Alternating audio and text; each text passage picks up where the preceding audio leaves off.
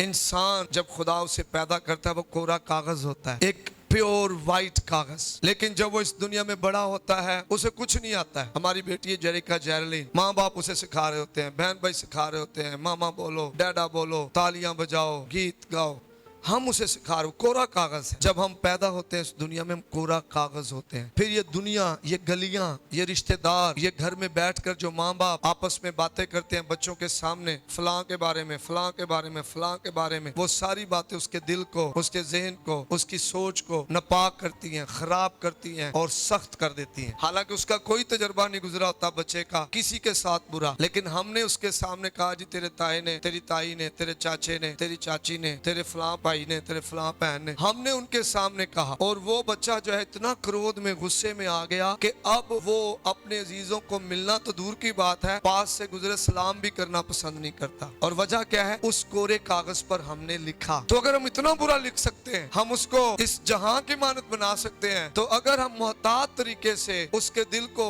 खुदावंद यस्सु के लिए खोलें तो कितना ज्यादा उसे कलीसिया के लिए, मसीह के बदन के लिए मुफीद कर सकते हैं।